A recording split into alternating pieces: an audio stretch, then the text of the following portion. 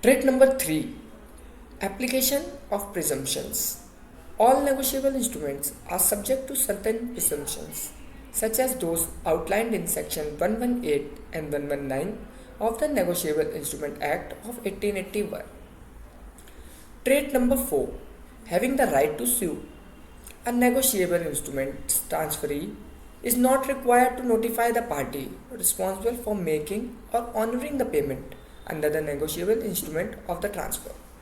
In the event of dishonor, the transferee may bring a claim against the negotiable instrument in its own name without notifying the original debtor or the transfer. That is, without telling the original debtor that the transferee has taken possession of the negotiable instrument. Trait number 5, being certain. A carrier with no backs is a negotiable instrument. A negotiable instrument must be written in the fewest number of words possible and in such a way as to make the contract as clear cut and certain as possible. A negotiable instrument needs to be devoid of any constraints that would significantly hinder its circulation. A negotiable instrument must also include the payment of a specific amount of money. What are the key features negotiable instruments have?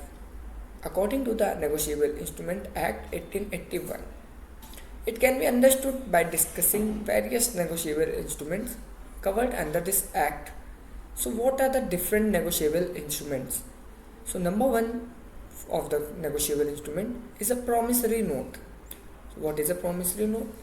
Regardless of whether it is negotiable or not, an instrument that complies with the definition in Section 4 of the Negotiable Instrument Act must be regarded as a promissory note.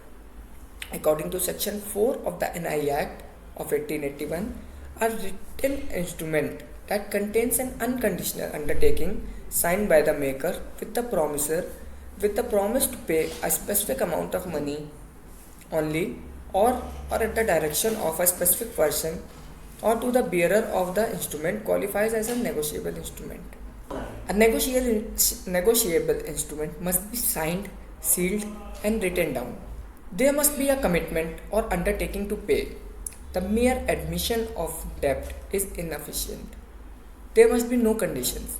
It must include a commitment to pay just money. A promisor's note makers and payee or its parties must be certain. It is repayable immediately or following a specific date, and the amount owing must be certain.